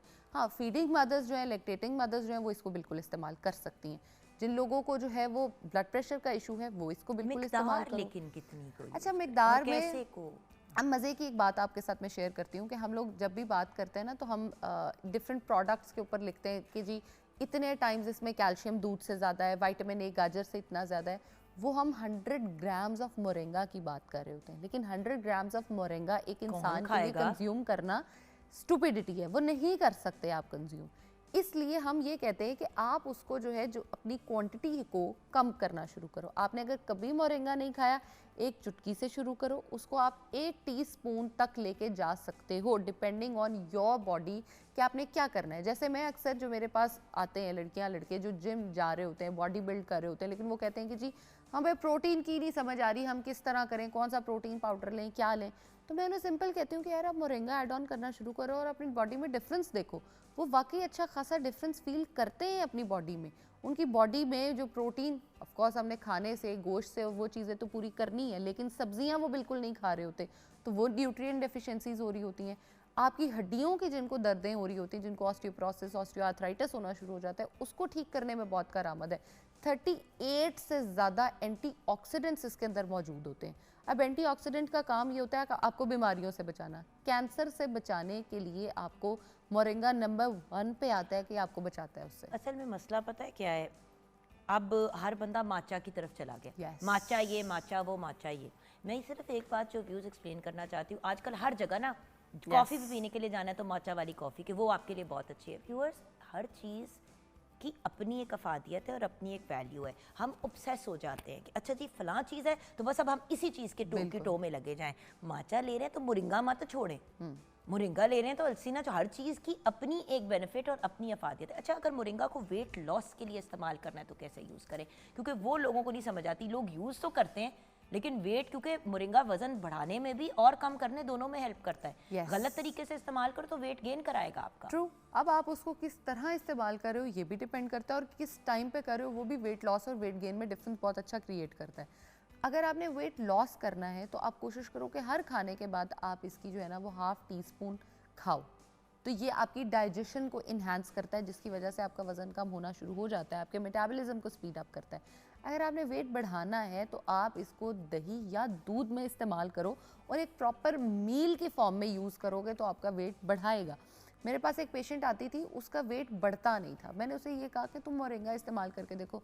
उसे कहा होता ही नहीं है, मेरा वजन बढ़ ही नहीं सकता। वो बात माने ही ना कि नहीं हो सकता। वो कि मैं पराठे भी खाती हूँ, मैं ये भी करती हूँ, मैं केले का शेक डेली का जग पी रही हूँ, मुझे कोई फ़र्क नहीं पड़ रहा। उसके एक देखिए, आपका जो माइंड सेट है ना, ये बड़ा काम करता है आपके वेट लॉस में, वेट गेन में, इवन आपकी स्किन की गेम में भी आपका जो है ना माइंड सेट वो बड़ा काम करता है। ना माने जी, नहीं मानी उसने मेरी बात। मैंने उसे कहा अच्छा तुम ना मेरी अपनी अम्मी से बात कराओ। मैंने उनसे बात की, मैंने कहा जो ये केले का वो पी रही है ना मिल्क शेक, आपने उसमें डेली की जो है ना एक चुटकी से शुरू करके ½ टीस्पून तक इसको मोरिंगा देना शुरू करना है। आप यकीन करें, जो बच्ची कहती थी कि मेरा कभी वेट नहीं बढ़ा, उसका अच्छा खासा वेट बढ़ना शुरू हो गया। जिस तरह से वो चाहती थी वो हो गया। लेकिन जिसने वज़न कम करना है उसको ये लग रहा है कि जी ये तो होगा ही नहीं। फर्स्ट ऑफ ऑल आपको अपनी कैलोरीज कट डाउन करनी पड़ेंगी इन एनी केस। ये नहीं हो सकता आपको कि मैं रोज़ की 5000 कैलोरीज खाऊं, ऊपर से मोरिंगा की चाय पी लूं तो वाह क्या बात है, मेरा वेट लॉस ऐसे नहीं होता। यस, आप कैलोरीज तो अच्छी, जैसे हमारे यहाँ अक्सर रिवाज है ना कि खाना प्रॉपर खाने के बाद ग्रीन टी दे दें ताकि मेरा वज़न कम हो जाए, मैं ऊपर से ना सारा हजम कर लूँ अपनी कैलोरीज को कोई फ़र्क नहीं पड़ रहा। लेकिन मोरिंगा जो है ये आपके लिए इतना बेनिफिशियल है। अगर आपकी किडनी स्टोन्स हैं, अगर आपको जिगर का मसला है, आपको दिल के मसाइल हैं, तो मतलब ओवरऑल आपने अगर हेड टू टो अपने आप को ठीक रखना है ना, किसी भी एज में मोरिंगा ज़रूर ज़रूर ज़रूर इस्तेमाल करें। सिर्फ इतना है कि दूध में मिक्स करके आपने उसको नहीं यूज़ करना। Yes. अगर आपने वेट लॉस की तरफ जाना है, और वेट लॉस के लिए भी एक प्रॉपर तरीका होता है। जैसे कि ज़ैनब ने कहा कि उसके प्रॉपर जो वेट लॉस के पॉइंट ऑफ व्यू से आपने एक्सरसाइज करनी है, आपने खुराक ठीक लेनी है, अपनी चीज़ों को मैनेज करना है, रिड्यूस करनी है कैलोरीज, और उसके साथ साथ आप मोरिंगा को ऐड ऑन करेंगे। मोरिंगा पानी के साथ या तो ऐड ऑन होगा या कावे के फॉर्म में ऐड ऑन होगा। मोरिंगा आप दूध में या मुरगन चीज़ों में डाल के उसको नहीं इस्तेमाल करेंगे। Yes, very simple. मतलब वेट गेन के लिए मुख्तलिफ, वेट लॉस के लिए मुख्तलिफ। अपने न्यूट्रिशनिस्ट से, अपने मालिद से डिस्कस करें, वो आपको बड़े अच्छी तरह गाइड कर देंगे। और व्यूअर्स, इतनी रिसर्च है अब इन चीज़ों के ऊपर, पढ़ें। सिर्फ किसी की बात सुन के फॉलो करना आप ज़रूरी नहीं है व्यूअर्स, आप अपनी भी रिसर्च करके अपना पे मेरा अपना थीसिस इस पे है। मैंने अच्छी खासी रिसर्च इस पे की और फिर इस पे काम किया मोरिंगा पे, और मैंने उस दिन से कभी छोड़ा नहीं है। मैं इसको ज़रूर इस्तेमाल करती हूँ। बिल्कुल। तो आप भी व्यूअर्स ज़रूर मोरिंगा का इस्तेमाल करें। Thank you so much Zainab. Viewers, हम जाएंगे ब्रेक की तरफ। ब्रेक के बाद जब वापस आएंगे, हमारे मुल्क में बहुत से अमेजिंग स्टेप्स लिए जा रहे हैं, बहुत सी ऐसी चीज़ें की जा रही हैं जिससे हमारे पाकिस्तानी भाई बहनों के लिए, पाकिस्तानी बच्चों के लिए, यूथ के लिए आसानियाँ पैदा की जा रही हैं। आज हम बात करेंगे ब्रेक के बाद एक बड़े ही इंटरेस्टिंग फाउंडेशन की, पंजाब एजुकेशन फाउंडेशन की, जो ना सिर्फ स्टूडेंट्स को पढ़ाई के लिए लोन देता है, प्राइवेट पब्लिक सेक्टर दोनों में बच्चों की सपोर्ट करता है, और हमारे बच्चों के फ्यूचर को सिक्योर करने के लिए मज़ीद एफर्ट्स जो किए जा रहे हैं उस पर हम डिस्कशन करेंगे ब्रेक के बाद।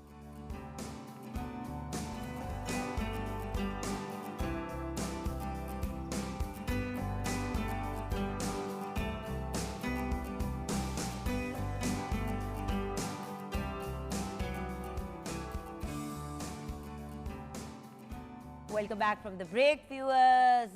खाने की तरफ रुझान कर लेते हैं क्योंकि उसके बाद हमने पढ़ाई की तरफ रुझान करना है, तो आइए बढ़ते हैं शेफ तैयबा की तरफ। जी व्यूअर्स, एग फ्राइड राइस और चिकन मंचूरियन हमने आपके सामने तैयार किया, और जो हमारा मेन एम्फेसिस होता है वो ये दिखाना होता है कि आप देखें कि कितनी क्वांटिटी, माशाल्लाह अभी मेरे पास राइस स्टिल एक डिश और हो जाएगी, तो कितनी क्वांटिटी हम घर पे जो है वो इजीली तैयार कर सकते हैं, इसलिए ये सब चीज़ें हम आपके सामने शेयर करते हैं। बिल्कुल। And the objective is viewers के पैसे भी सेव हों, बिल्कुल, सेहत भी मुतासर ना हो। और जब हम बात करते हैं पैसे सेव करने की, सेहत ना मुतासर करने की और दूसरी चीज़ों की, तो वहाँ पे हमेशा आपको पता है व्यूअर्स, हम एजुकेशन और हेल्थ दोनों को अपने प्रोग्राम में हमेशा टॉप प्रायोरिटी पे रखते हैं। बीइंग द स्टेट चैनल, हमें लगता है कि हमारी ये पर्सनल रिस्पॉन्सिबिलिटी है। जिस दिन हमारे मुल्क के इंशाल्लाह एजुकेशन के और हेल्थ के सारे मामलात रिजॉल्व हो जाएंगे, 90% तो वैसे ही व्यूअर्स प्रॉब्लम्स और इश्यूज जो हैं वो कंप्लीशन की तरफ चले जाएंगे। सो पढ़ते हैं आज जो हमारे गेस्ट ऑफ ऑनर्स हैं उनसे मुलाकात करने की तरफ। हम बात करेंगे व्यूअर्स अभी पंजाब एजुकेशन फाउंडेशन पेफ की। पेफ के नाम से बहुत से लोग इसको जानते हैं, but PEF stands for Punjab education foundation. यह हुकूमत पंजाब का एक पब्लिक प्राइवेट पार्टनरशिप है, मॉडल है, जो सूबे के हर तबके को मुफ्त और मयारी तालीम जो है वो फराहम कर रहा है। अब ये मैंने आपको बड़ा बेसिक सा एक्सप्लेनेशन दे दिया व्यूअर्स, लेकिन एक्चुअली पेफ कर क्या रहा है जानते हैं अपने गेस्ट से। सबसे पहले मुलाकात करते हैं शाहिद फरीद साहब से, जो मैनेजिंग डायरेक्टर हैं of the Punjab education foundation, senior officer provincial management service, government of Punjab. अस्सलाम वालेकुम। वालेकुम अस्सलाम मैम।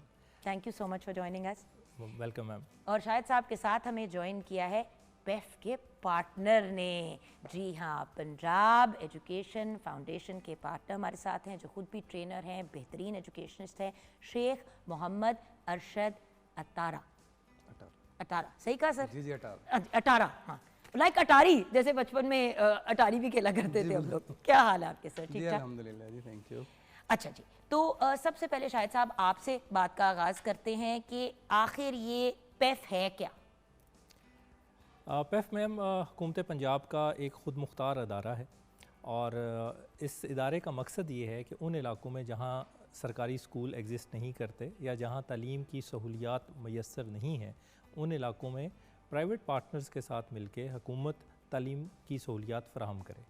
इस वक्त पंजाब एजुकेशन फाउंडेशन के 18,000 से ज़ायद स्कूल हैं पूरे पंजाब में, जिनकी तमाम तर फंडिंग हुकूमत पंजाब फ़राहम करती है, और हमारे 3.7 मिलियन से ज़्यादा बच्चे इन स्कूलों में ज़ेर तालीम हैं। इन तमाम बच्चों को हुकूमत पंजाब मुफ्त तालीम फ़राहम करती है, और इन तमाम बच्चों को पढ़ाने का जितना भी ख़र्चा है वो हुकूमत पंजाब फ़राहम करती है। How wonderful. पार्टनर का क्या काम होता है सर? जी मैडम, जैसे सर ने फरमाया कि चूँकि ऑलरेडी जब हम लोग प्राइवेट स्कूल चला रहे थे ना, जैसे एक नॉर्मली आप पंजाब में किसी भी जगह स्कूल चला रहे हैं तो हम बच्चों से फ़ी चार्ज कर रहे होते हैं, लेकिन जब हम पेफ के साथ एफिलिएशन में चले जाते हैं तो फिर हम बच्चों से फ़ी वसूल नहीं करते। जो फ़ी की मद में हमें पेफ की तरफ से बाकायदा पेमेंट दी जाती है, बच्चे हमारे पास 100% फ्री तालीम हासिल करते हैं, इवन उनको बुक्स वगैरह ये वो सब कुछ फ्री दी जाती हैं, सारी चीज़ें प्रोवाइड की जाती हैं। अच्छा, अब ये 2004 के बाद पब्लिक प्राइवेट पार्टनरशिप के तहत तब्दीलियाँ आई, तो ये 2004 में ये स्टेप क्यों लिया गया? पंजाब एजुकेशन फाउंडेशन बतौर इदारा 1991 में ये इसका क़याम हुआ। 1991 से 2004 तक इसका मॉडल था, एजुकेशन को सपोर्ट फ्राहम करते थे थ्रू स्पोर्ट फंड्स, स्कूलों को इनकरेज किया जाता था कि वो स्कूल इस्टेब्लिश करें। 2004 में मैडम इस मॉडल को चेंज किया गया, चेंज करके इसको इंटरनेशनल जो बेस्ट प्रैक्टिसेस हैं उनके साथ अलाइन किया गया, और उस अलाइनमेंट में ये फ़ैसला किया गया कि जो प्राइवेट पार्टनर्स हैं उनको एंगेज किया जाए और उनके ज़रिए एजुकेशन की बढ़ोतरी पूरे पंजाब में की जाए। तो 2004 में ये मॉडल PPP मॉडल के ऊपर पंजाब एजुकेशन फाउंडेशन स्विच हो गई। बिल्कुल सही। और सर, इस चीज़ के होने की वजह से ये जो प्राइवेट सेक्टर के अंदर भी जो पार्टनरशिप है उससे बेनिफिट्स क्या है सर? जैसे कि अगर हम बात करें को करिकुलर एक्टिविटीज़, स्पोर्ट्स, अगर आपको भी पता है कि बहुत से ऐसे इदारे उस जगह थे जहाँ पे ये चीज़ें हो ही नहीं पाती थी क्योंकि फीसें नहीं पूरी होती थी, तो बाकी चीज़ें कहाँ से होती? जी बिल्कुल मैडम, यानी आप कह लें अगर हम सोसाइटी के लिए बात करें तो बहुत सारे हमारे ऐसे लोग हैं जो कि अफोर्ड नहीं कर सकते थे प्राइवेट स्कूल्स में बच्चों को पढ़ाना। जब पेफ के साथ एफिलिएशन होगी तो ज़ाहिर वो जो एक और बड़ा रवैया ये होता, सॉरी सर, रवैया ये होता था लोगों का, जो मैंने लोगों के मुंह से भी सुना हुआ है। मैंने 1-2 दफ़ा, जब कुछ साल अरसा पहले जब आप कहते थे कि भाई अगर कोई इस बच्चे को स्पॉन्सर करना चाहे, जैसे आप होता ना फैमिली ग्रुप्स वगैरह में कहते हो, तो आगे से कहते थे भाई अगर नहीं अफोर्ड करता प्राइवेट पढ़ाई तो फिर ना करे। अब एक बच्चा ब्रिलियंट है, वो आगे जाके हमारे मुल्क के लिए एक बहुत बड़ा सासा बन सकता है, एक बड़ा एसेट बन सकता है। उस बच्चे को प्राइवेट लेवल पे एक हाई एंड तालीम ना दी जाए जस्ट बिकॉज वो अफोर्डिंग नहीं, कितनी बड़ी ज्यादती है। आप कह लें एज एन एजुकेटर आप क्या तो जानते हैं सर? ये पेफ का एक बहुत बड़ा आप कह रहे हैं कि इनिशिएटिव था, जैसे आपने बताया 2004 से इसको स्टार्ट किया गया। तो बहुत सारे ऐसे लोग थे जो कि गवर्नमेंट स्कूल्स की तरफ नहीं जाना चाहते थे, वो प्राइवेट स्कूल की तरफ जाना चाहते थे, लेकिन वो अफोर्ड नहीं कर पाते थे। तो ये आप कह लें कि अच्छा इनिशिएटिव उस वक्त स्टार्ट किया गया इसको, कि जिस पे लोग आके प्राइवेट स्कूल में बैठ के प्राइवेट इन्वायरमेंट उसी तरीके से फ्री एजुकेशन हासिल कर रहे होते हैं, और वो सारा कुछ जो एक अच्छे प्राइवेट स्कूल्स में हो रहा होता है वो यहाँ पे उसी तरीके से हो रहा है। आप कह लें जो प्राइवेट स्कूल्स को बहुत सारे मसाइल होते थे रिकवरी को लेके, बाकी चीज़ों को लेके, जैसे आप खुद भी बता रहे हैं, तो वो उनके ख़त्म हो, अगर उनकी ज़्यादा जो आप कह लें टेंशन है वो फिर स्टडी की तरफ चलेगी, स्टडी तालीम और तरबियत की तरफ। को करिकुलर, क्योंकि सबसे बड़ा प्रॉब्लम तो ये आता है शायद साहब कि पढ़ाई तो दी जा रही है, वो तो 2 कमरे के स्कूल में भी पढ़ाई दी जा रही है, लेकिन मसला ये है कि उसके साथ देखिए स्पोर्ट्स का इन्वॉल्वमेंट, डिबेटिंग, ये आजकल कहाँ किसी भी अच्छी यूनिवर्सिटी कॉलेज में दाखिला होता है अगर आपके सिर्फ ग्रेड्स अच्छे हों? आपको पता है ग्रेड्स के साथ और भी 10 चीज़ें लगनी पड़ती हैं। जी सर। मैम बड़ा इंटरेस्टिंग आपने चीज़ की तरफ इशारा किया। कल से हमारे लाहौर में पंजाब स्पोर्ट्स स्टेडियम में एनुअल पूरे पंजाब के एनुअल स्पोर्ट्स एंड को करिकुलर इवेंट्स और एक्टिविटीज़ शुरू हो रही हैं। पूरे पंजाब से तलबा और तालबात आज लाहौर पहुंच रहे हैं। अगले 2 दिन पंजाब एजुकेशन फाउंडेशन के जितने भी स्कूल हैं उनके तमाम बच्चे और बच्चियां जो तहसील होंगे, नो मैम, वो तहसील से, डिस्ट्रिक्ट से, डिवीजन से विन करके अब प्रोविंशियल लेवल स्पोर्ट्स कल से हमारे शुरू हो रहे हैं। Provincial level sports and provincial level co curricular activities in Lahore. Oh how wonderful Shahid साहब, अमेजिंग। सर बनता है, बिल्कुल बनता है, बिल्कुल मैम, अमेजिंग। और ये कंटिन्यूसली 4th ईयर है जब से ये एनुअल पंजाब लेवल के स्पोर्ट्स और को करिकुलर इवेंट्स हो रहे हैं पंजाब एजुकेशन फाउंडेशन के बच्चे बच्चियों के दरमियान। और इसमें अमेजिंग देखिए बच्चे हमेशा फील करते थे ये, यस मैम, कि भाई हमारे ग्रेड्स भी आ जाते हैं, ये भी हो जाता है, लेकिन हर बच्चा किताबी कीड़ा नहीं होता। कुछ लोग स्पोर्ट्स में एक्सेल करते हैं और फिर इन्हीं बच्चों में से तो आगे हमारे एथलीट्स और स्पोर्ट्स पर्सनैलिटीज निकलेंगी। मैम लास्ट ईयर जिस बच्ची ने तौंसा से उस बच्ची का ताल्लुक था, उस बच्ची ने हमारा जो provincial level 100 metre race win की, उसने पिछले साल एशियन गेम्स में पाकिस्तान को रिप्रेजेंट किया है। तो इससे अंदाज़ा लगाइए कि क्या क्या टैलेंट उभर के सामने आ रहा है पंजाब एजुकेशन फाउंडेशन के इस एनुअल इवेंट से। सर मौका देंगे तो तभी होगा ना, yes, वही तो चीज़ है, आप अपॉर्चुनिटीज़ देंगे तो उनको। मुझे हमेशा यही पहले लोग कंप्लेन करते थे ना कि अब अपॉर्चुनिटीज़ ही नहीं होती, मौके मिले तब ना। बाहर की दुनिया में घर बैठे हुए आपको पता चल जाता है बच्चे को कि भी आपको स्कॉलरशिप मिल गई है फ़लाँ चीज़ की। हमें जब तक इन्फॉर्मेशन नहीं मिलेगी, अब देखिए पेफ स्कॉलरशिप्स भी देता है, राइट मैम? पेफ 100% फ्री पढ़ाता है। स्कॉलरशिप जैसे अगर बाहर किसी का दाखिला हो जाए मैम, उसके लिए हुकूमत पंजाब का एक और इदारा है PWF, अच्छा, पंजाब एजुकेशन एंडोमेंट फंड। वो 1st ईयर ऑनवर्ड्स, और मोहतरमा वज़ीर आला पंजाब का एक शानदार इनिशिएटिव है PWF पीफ के तहत। उसके तहत कॉलेज और यूनिवर्सिटी लेवल के जो बच्चे हैं उनको फ्री स्कॉलरशिप प्रोवाइड किए जा रहे हैं।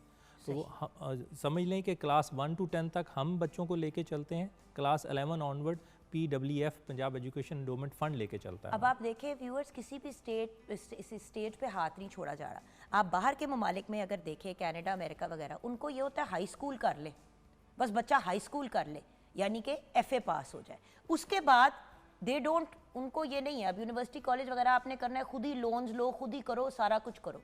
हमें तो जो अनाउंस किया था मैडम ने कि अगर किसी का किसी आईवी लीग यूनिवर्सिटी में जैसे MIT, हार्वर्ड, येल में, तो गवर्नमेंट ही उनका पूरा का पूरा खर्चा उठाएगी, पूरी स्कॉलरशिप पे उनको प्रोवाइड करेगी। व्यूअर्स, किस दुनिया के किस कोने में ये होता है? आप कह लें कि नर्सरी से आप कहें हायर एजुकेशन सर, आप एजुकेशनिस्ट हैं, आप बताएं, आपने पाकिस्तान के अलावा कहीं और ऐसी कोई बात सुनी है? नहीं, डेफिनेटली हम तो कहते हैं कि ये तो जो पंजाब के अंदर बिलखसूस ये सारा प्रोग्राम स्टार्ट किया गया और फिर पंजाब से बाकी सूबों ने आके इसको फॉलो किया, यहाँ से आके लर्न करके जाके बाकी सूबों ने भी इस पर इम्प्लीमेंट किया। आप कह लेंगे पंजाब में तो प्राइवेट शोबे में या प्राइवेट इदारों में बैठ के बच्चा फ्री एजुकेशन हासिल कर रहा है, नर्सरी टू हायर एजुकेशन जितनी भी है ना। अच्छा, अब public school restructuring programme PSRP क्या है sir? Ma'am, public school reorganisation programme, ये जो reorganisation public school reorganisation programme है, ये मोहतरमा वज़ीर आला पंजाब का एक इंतहाई इनकलाबी और विजनरी प्रोजेक्ट है।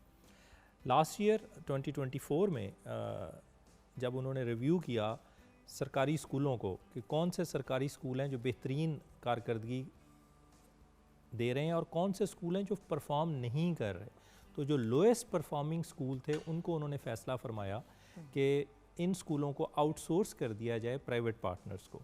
तो 2024 में हमने 5700 स्कूल आउटसोर्स किए एंड देन 2025 में यानी लास्ट ईयर हमने अराउंड 4700 स्कूल आउटसोर्स किए। माशाल्लाह। ये in one go largest outsourcing of public school है और मैडम चीफ मिनिस्टर साहिबा के विज़न के मुताबिक इसमें जो ट्रांसफॉर्मेशन हुई है वो अमेजिंग है।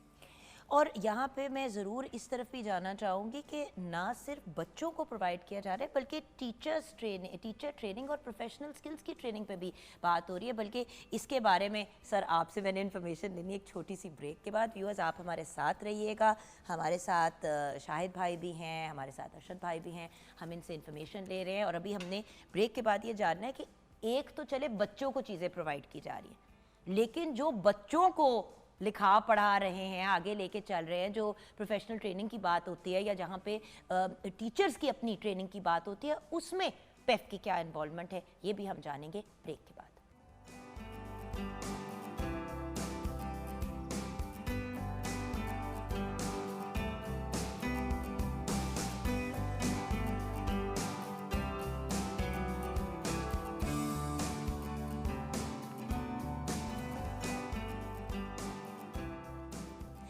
Welcome back from the break viewers. हमारे साथ शाहिद साहब हैं जो मैनेजिंग डायरेक्टर हैं of the Punjab education foundation. Then we have with us Sheikh Mohammad Arshad, educationist, trainer and PEF partner. अच्छा, आपके पास वापस आ गए अरशद भाई, अगर आपको याद हो, एक तो मुझे ये बताएं कि पहले के पेफ में और अब के पेफ में क्या फ़र्क है, एक तो ये भी मुझे बताएं और उसके साथ मुझे ये बताएं, देखें बच्चों की फ़ीसें दे दी, लेकिन अगर वहाँ पे मयार ही नहीं है तालीम का और अगर क्वालिटी नहीं है एजुकेशन की, sorry I am playing devil's advocate right now, मैं आप लोगों को हॉट सीट में डाल के चूल्हा ऑन कर दिया है, लेकिन जानना ज़रूरी है कि भाई फीसें भी चलो बच्चों की पैफ ने दे दी, लेकिन अगर जो तालीम प्रोवाइड कर रहे हैं एजुकेटर्स जो हैं, अगर उनकी ही कोई ट्रेनिंग और चीज़ें नहीं है, तो इससे रिलेटेड भी गाइडेंस दे। पहला का पैफ और अब का पैफ और एजुकेटर्स के लिए क्या हो रहा है? जी मैडम, बड़ा अच्छा आपने सवाल किया। ये तो आप कह लें हमारी एक दुख की रग भी है कि ज़ाहिर जैसे आपको पहले बताया गया 2004 से पैफ चल रहा, बड़ा अच्छा चल रहा था, लेकिन जो लास्ट गवर्नमेंट में हमारे जो पंजाब के वज़ीर तालीम साहब थे, उन्होंने काफ़ी आप कह लें इसको डिस्टर्ब किया पैफ को, और लाखों बच्चों को डिस्टर्ब किया, बहुत सारे स्कूल डिस्टर्ब हुए, इवन कि उनके आप कह लें कि पैफ के हवाले से कोई इज़ाम इतने अच्छे नहीं थे और हमें भी उस पर काफ़ी आप कह लें कि मिन्नत माजिद करना पड़ी। लेकिन जैसे आप कह लें गवर्नमेंट चेंज होती है, रेपुटेशन ख़राब हो गई थी उन इदारों की जो पैफ के साथ एसोसिएटेड थे, क्योंकि वो मतलब दे वर शटिंग डाउन और समझ नहीं आ रही थी और कुछ कुछ अरसे के लिए बंद भी कर दिए। अच्छा, अगर खुले भी हैं तो वहाँ पे टीचर्स नहीं है, कुछ समझ नहीं आ रही थी, बड़ा मेस मच गया था। ये मेस क्यों मचा? एक तरफ कोविड था और दूसरी तरफ आप कह लें वो मुरादरा साहब थे, तो दोनों ने आप कह लें एजुकेशन सेक्टर का काफ़ी नुकसान किया उन्होंने अपने टेन्योर में। लेकिन जैसे गवर्नमेंट चेंज होती है तो फिर एक बड़े अच्छे आप कह लें इदारे को पर्सन ज्वाइन करते हैं हमारे MD शाहिद फरीद साहब, और उसके बाद अल्लाह ने एक बड़ा अच्छा आप कह लें विजनरी पर्सन हमारे जो सूबाई वज़ीर तालीम राना सिकंदर हयात साहब हैं, यानी Brilliant दोनों ही person पर्सन एक बड़े आप कह लेंगे कॉम्पिटेंट पर्सन है, एक विजन रखते हैं कि कैसे पंजाब को और तालीम को लेके चलना है। मैं कहता हूँ मैडम की टीम में बहुत सारे लोग बड़े अच्छे होंगे, लेकिन जिनसे हमारा वास्ता पड़ा ये दोनों साहिबान आप कह लें कमाल का काम कर रहे हैं। लेकिन देखें ना एजुकेशन, देखें एजुकेशन की फील्ड ऐसी है कि 24 घंटे आपने अपने आप को अपग्रेडेड रखना है। दूसरी बात, एक होता है एक ख्वाब लेके आना और एक होता है उस ख्वाब को रियलिटी बनाना।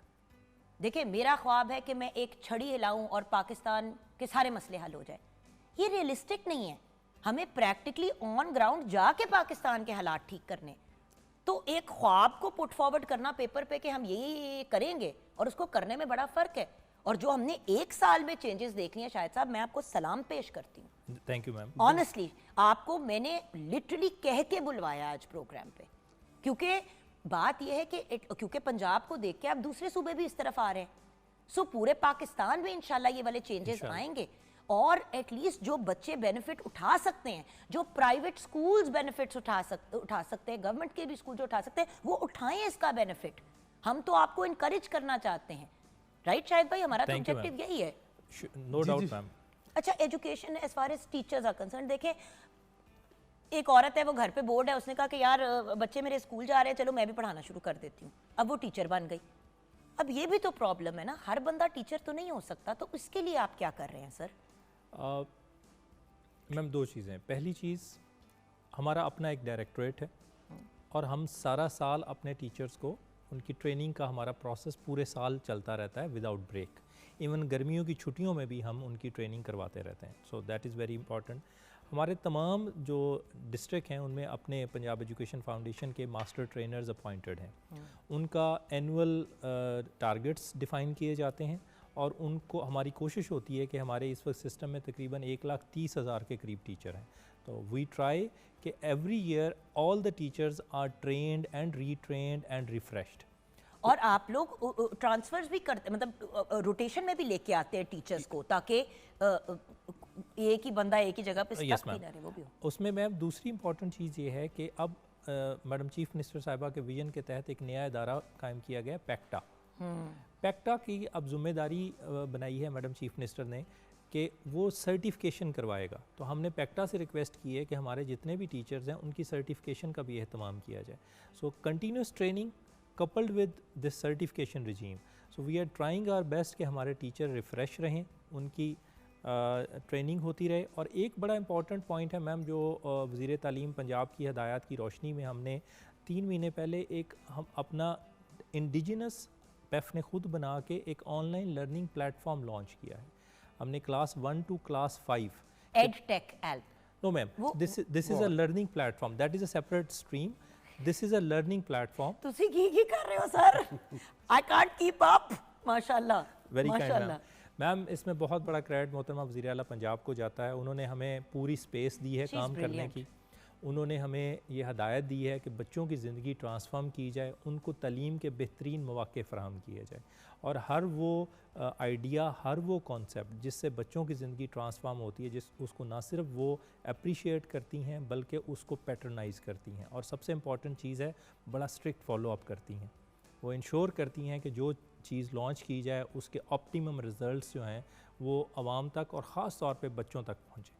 क्या बात है। तो सर अब there are so many other things to talk about और वक्त बहुत कम है। I want to talk about the Nawaz Sharif school of excellence. मेरा बड़ा जी चाह रहा है क्योंकि मुझे इतनी उसके बाद जो विजुअल्स देखने को मिल रहे हैं, जो बातें सुन रही हैं, I am so excited. Can you please tell me about the school? Ma'am Nawaz Sharif school of eminence वो ट्रांसफॉर्मेशन है जो स्कूल सेक्टर में पिछले कई डेकेड से नहीं हुई। So Nawaz Sharif school of eminence is going to transform the entire educational milieu of the province. उसमें सबसे इम्पॉर्टेंट चीज़ है again the public private partnership. So private partners are stepping up.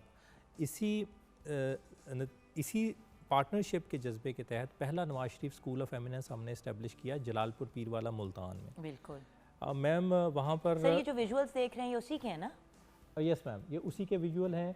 और हाउ ब्यूटीफुल सर, माशाल्लाह। और मैम ये school खंडर था जी, इसके पिछले विजुअल्स भी हमने देखे हुए हैं। Yes ma'am, we our private partner transform this school in 3 months time. How beautiful. Ma'am इस स्कूल में ECC क्लासरूम्स हैं, इसमें रोबोटिक्स लैब है, इसमें AI and computer labs exist करती हैं, और सबसे बढ़ के यहाँ जो टीचर्स हैं they are highly qualified MPhil MS teachers यहाँ पर अपॉइंट की गई हैं। वाओ, इसी मॉडल को अब हम रेप्लिकेट करने जा रहे हैं मैडम चीफ मिनिस्टर की हदायत की रोशनी में। 300 Nawaz Sharif school of eminence हम इंशाल्लाह by the end of March across the province establish करेंगे इंशाल्लाह। और मैम प्राइवेट पार्टनर्स हमारे जिस तरह दोस्त शेख अरशद साहब तशरीफ़ फरमा हैं, इन जैसे और दोस्त they have come forward, and would you believe कि कितने अरब रुपए की प्राइवेट सेक्टर की तरफ से कमिटमेंट है, मोर देन 20 बिलियन रुपीज़ की कमिटमेंट है इनकी तरफ से इस सेक्टर में। और ये इस बात का सबूत है